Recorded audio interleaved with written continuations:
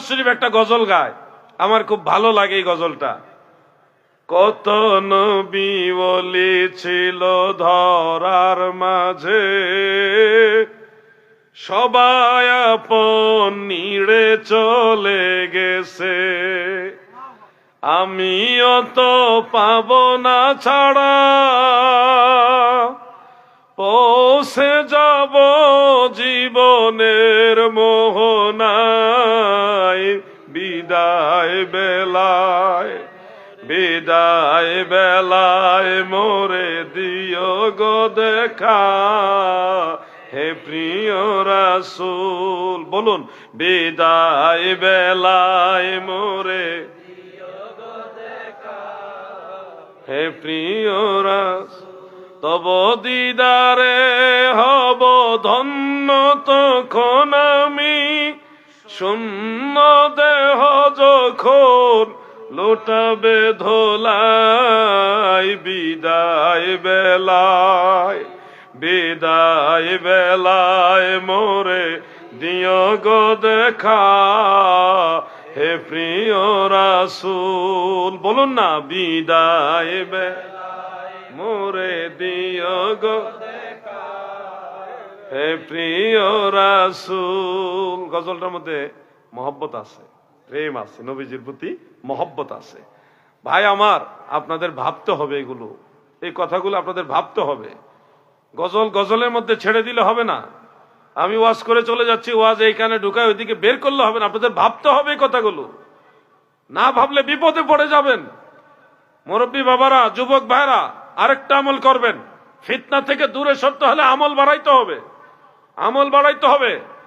সেই লক্ষ্যে আপনাদেরকে একটা উৎসাহ দিয়ে যাই। আসরের নামাজ সর্বমোট কত রাকাত? জোরে বলেন। 8 রাকাত। 4 রাকাত সুন্নত, 4 রাকাত ফরজ, এই টোটাল হলো 8 রাকাত। কিন্তু আমরা লক্ষ্য করি অনেকেই এই আসরের নামাজের 4 রাকাত সুন্নত নামাজ অবহেলা করে পড়ে না। বিভিন্ন কারণে সিগারেট বিড়ি টানতেছে, সময় খেয়াল নাই, বা চা খাইতেছে দোকানে, এনে ধোয়া উঠে কি কেউ সিগারেট খায়নি, ও না চা খাইতেছে। ইন্না লিল্লাহ। আমি দেখছি না হুজুর, আসলে খেয়াল করছি আমি বিড়ি কয়েল উঠতেছে নাকি চিন্তা করছিলাম। আমার ভাইয়েরা, এটা অসম্ভব। হুজুর খান বেয়াদবি নিয়েন না, খান মানে কয়েলের দোয়া নাকি কিছু, তো টেনশনে বেড়ে গেছিলাম। কি জানে বলতেছিলাম, হ্যাঁ, অবহেলা করে অনেকে আসরে 4 রাকাত সুন্নত নামাজটা ছেড়ে দেন। মসজিদে যাচ্ছি, আর 4 মিনিট বাকি আছে, তাও মনে করেন 4 দোকানতে বেরো না, 1 মিনিট 1.5 মিনিট আগে রওনা দেয়। এরপরে গিয়া সুন্নতটা থেকে বাঁচার জন্য আর কি গিয়া ইমাম সাহেবের সাথে কোনো মতে জামাতে শরীক হয়ে আবার 4 দোকানে আড্ডা মারতেছে, ঘন্টার পর ঘন্টা ওখানে সময় যায়। আমাদের ওখানে কোনো ভ্রুক্ষেপ নেই। যদি সুন্নত নামাজের জন্য বলে একটু আগে আসেন, আমি আপনাদেরকে একটা ফজিলত শোনাতে চাই। আসরের নামাজের 4 রাকাত সুন্নত পড়লে কি ফায়দা? দয়াল নবীজি বলেছেন, মান সাল্লা 4 রাকাতিন ক্বাবলা আল আসর হারামাল্লাহু বাদানাহু আলান নার। উম্মতেরা গো,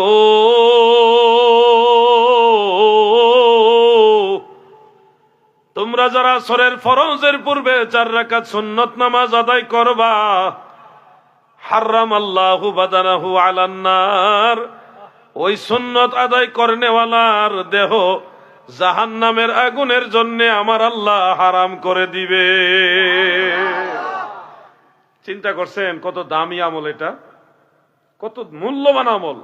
নিয়মিত আপনি যদি সুন্নতটা আদায় করেন, এই সুন্নতের কারণেই জাহান্নামের আগুন আপনার জন্য হারাম হয়ে যাবে।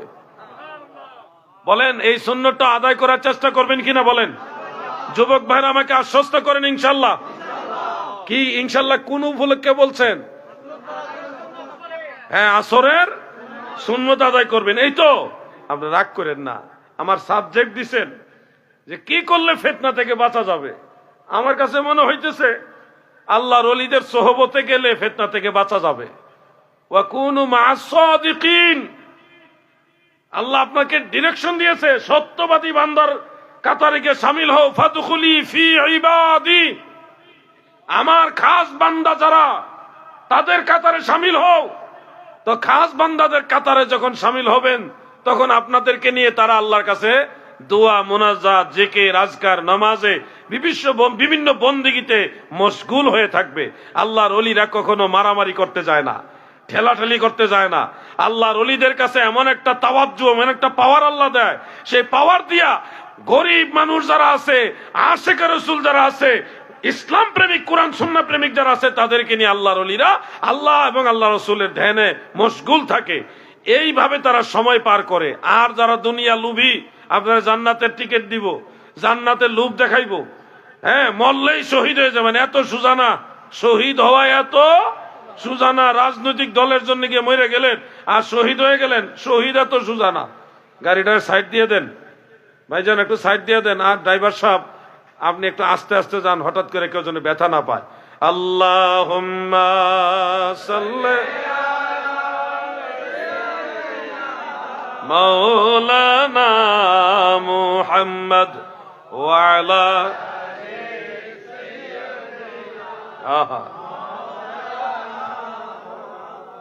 আমার দাদু ভাইরা গো, ফিতনার যুগে ফিতনা থেকে বাঁচতে হলে আমার কাছে মনে হয় নেক বান্দাদের সোহবতে থেকে বেশি বেশি নেক আমল করতে হবে।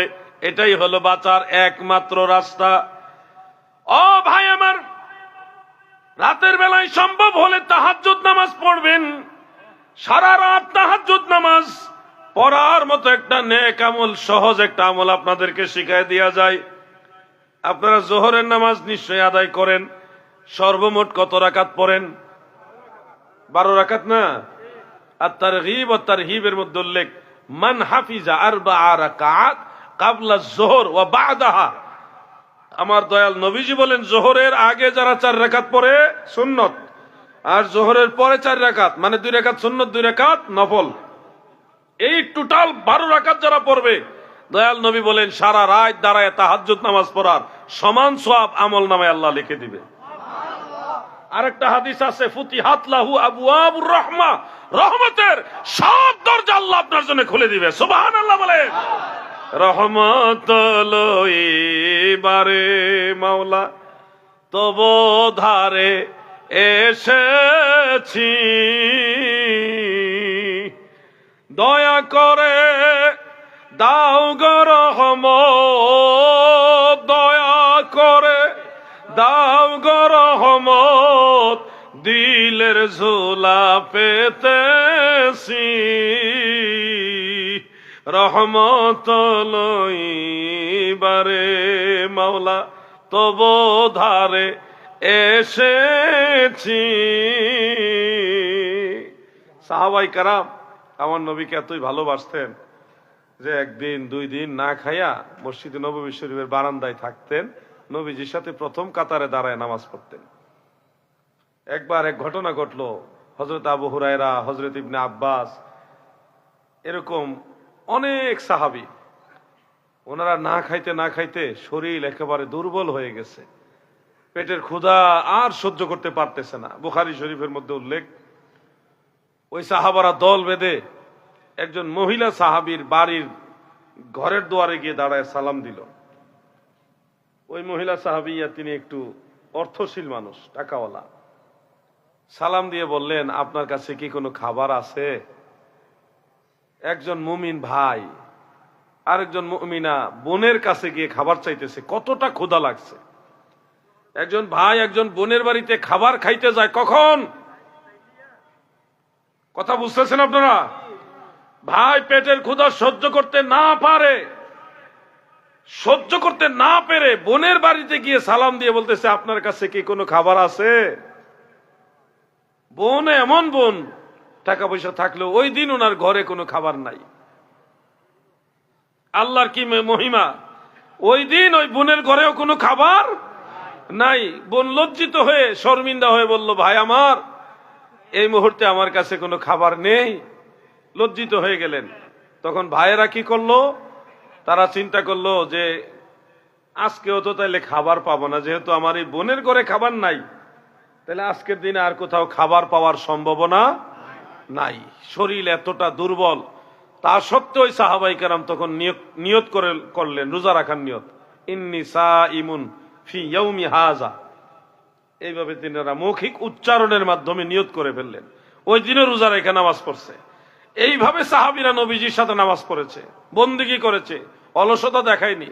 ভাই মনে রাখবেন, মাদারিজুন নবুয়তের মধ্যে পড়েছিলাম, একজন সাহাবী নবীজির কথা শুনে তার এত ভালো লাগে, নবীজির দিকে তাকায় থাকলে তার এত শান্তি লাগে, এই কারণে সে ফজরের নামাজ পড়ে নবীজির কাছে বসে আছে। অন্যান্য সাহাবার আসলে সে একটু দূরে সরে গিয়ে অন্যদেরকে কথা বলার সুযোগ করে দেয়, আবার চলে গেলে আবার নবীজির কাছে এসে বসে থাকে, কোনো কিছু বলে না। এমনিতে নবীজি কথা বলে এটা শুনে আর আল্লাহ রসুলের দিকে তাকায় থাকে, ভালো লাগে। এইভাবে জোহর পর্যন্ত নবীজির দরবারে বসে আছে।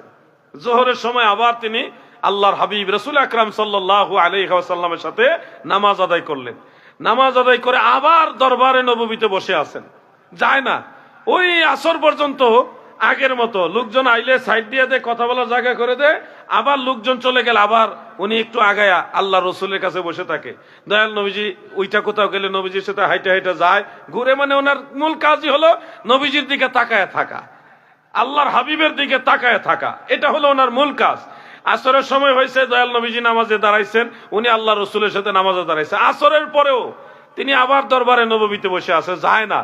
ওই যে আলহাজ মাওলানা তাজুল ইসলাম চাঁদপুরি সাহেব, তিনি একটা গজল গাইতেন, গজলটা মনে পড়লো। প্রেম যদি শিখবি রে মন, প্রেম যদি করবি রে মন, সব ছেড়ে চল মদিনায়,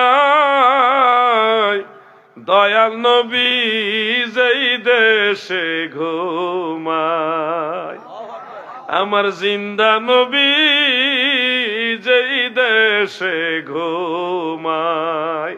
এটা হুজুরের গজল, হুজুর থেকে আমি শিখছি। আরেকবার বলি, প্রেম যদি করবি রে মন, প্রেম যদি শিখবি রে মন, সব ছেড়ে চল মদিনায়, দয়াল নবী যেই দেশে ঘুমায়, আমার জিন্দা নবী যেই দেশে ঘুমায়। চাঁদপুরি সাহেব অনেক পুরাতন আলেম, অনেক আগের আলেম, ওনার কণ্ঠ চাঁদের মতো সুন্দর। আমার পাশে বসে রয়েছে, উনি একটা বড় দরবারের খেদমত করেছেন দীর্ঘ জীবন, কিন্তু সেই দরবারের আকীদা খারাপ, সংশোধন করার জন্য ওনারা দফায় দফায় দফায় দফায় অনেক চেষ্টা করেছেন, কিন্তু ওই দরবার আকীদা সংশোধন করে না দেখে ওই দরবার ছেড়ে চলে আসছে। ঢাকা যাত্রাবাড়িতে হুজুরের নিজের বাড়ি, 8 তলা বিল্ডিং, প্রভাবশালী একজন ব্যক্তি। কিন্তু আজকে বললাম, মামা চলেন মদিনাতুল আউলিয়া, আল্লাহর আউলিয়াদের শহরে বেড়াইতে যাবেন, বাবা শাহ মোহসেন আউলিয়া রহমতুল্লাহ আলাইহের দেশে যাবেন। মামা বলল ঠিক আছে চলেন বেড়াইতে যাই। এই আয়সা জিয়ারত করলাম, মামা ভাইগনা একসাথে, আমি মামা ডাকি, উনি আমাকে ভাগ